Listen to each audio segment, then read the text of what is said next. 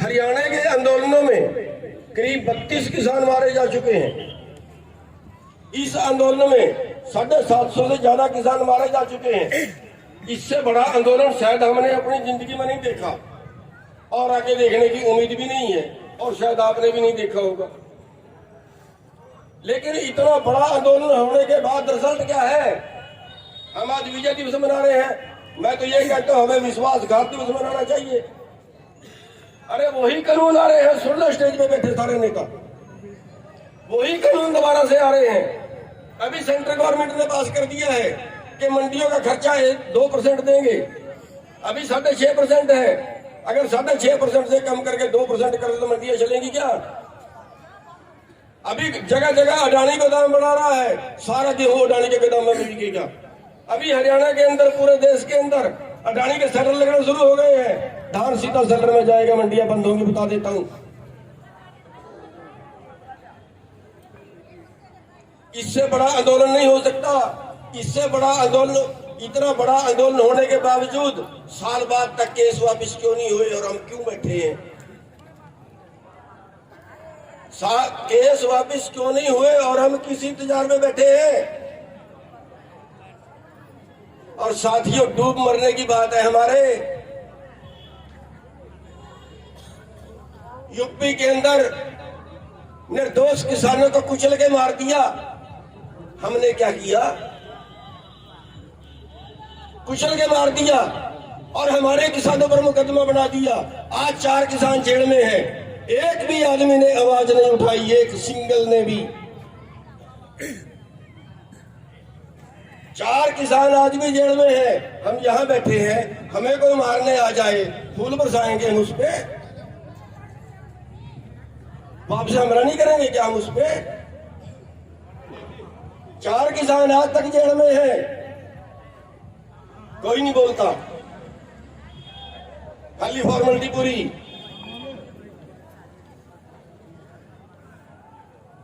साथियों, इससे बड़ा आंदोलन कभी कर नहीं सकते। इस आंदोलन में भी हम अधूरे उठ के आए, फिर आगे बढ़ेगा क्या?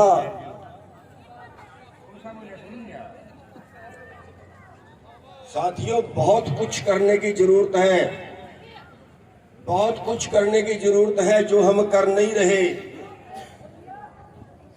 कभी हम इस राजनीतिक पार्टी के पीछे भागते हैं, कभी हम उस राजनीतिक पार्टी के पीछे भागते हैं।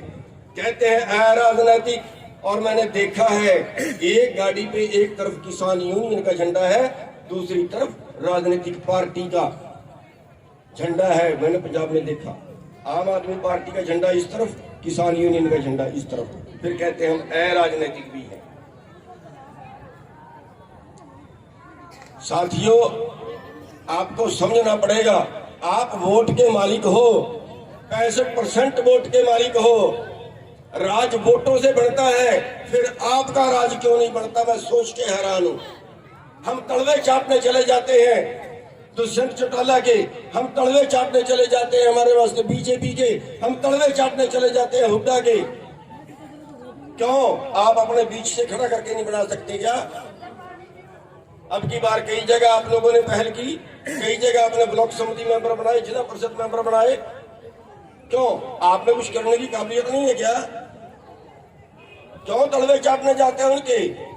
सबसे बड़ा डर वोट का है। जब तक वोट का डर पैदा नहीं करोगे तो समझ लेना कुछ नहीं कर पाओगे। अगर सर छोटू राम आंदोलन करके कुछ कर पाते तो कर लेते, राजनीति में जाने की जरूरत नहीं थी उनको।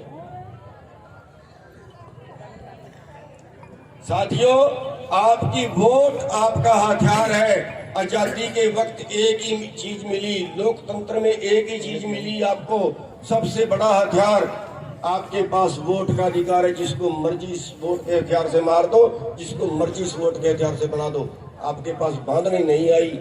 हम जाति पे, धर्म पे और पता नहीं किस किस चीज पे, इलाकावाद पे, अभी हरियाणा और पंजाब का फूट डालने की बातें फिर शुरू हो गई हैं। बस यहीं पे अड़ रहे सकते हैं। बहुत कुछ बनवाया जा सकता है आंदोलन से भी, लेकिन आंदोलन के तरीके से हो। जब तक सरकार को हम मजबूर नहीं करते तब तक हमारी बात नहीं मानी जाती। ज्ञापन देने से, धरना देने से नहीं कोई मानता है तो 50 साल पहले तरीके थे। अब तो किसी को घेर के बैठ जाओ, मजबूर कर दो, तब जाके बात मानते हैं। तो साथियों, आंदोलन जरूर करने चाहिए, लेकिन आंदोलन का भी तरीका ऐसा हो कि सरकार को या तो हमें गोली मारनी पड़े और या फिर हमारी बात माननी पड़े, तब जाके सरकार मानती है। जब सरकार को ये विश्वास हो जाए कि ये किसान लोग हैं, ये बैठ गए, उठने वाले नहीं है, कुछ करके ही उठेंगे।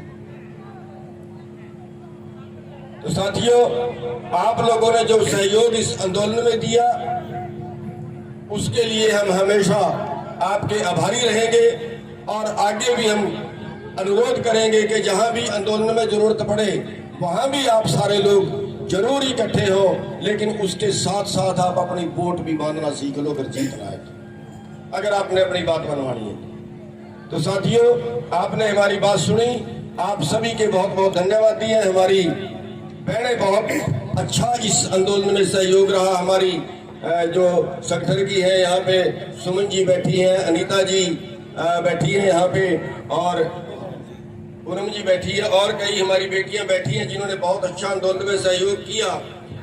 और आपके इलाके से पूनम रेणु जी है कटेला से, वो बहुत अच्छा काम कर रही है और उनको हम आज इस मंच से प्रमोशन भी देते हैं, उनका पद बड़ा करते हैं, उनको रोहतक मंडल की अध्यक्ष आज हम बनाते हैं। जोरदार तालियां। और देसी भाषा में आपने बताया, गुरनाम सिंह जी आप करो पूरा जी बता।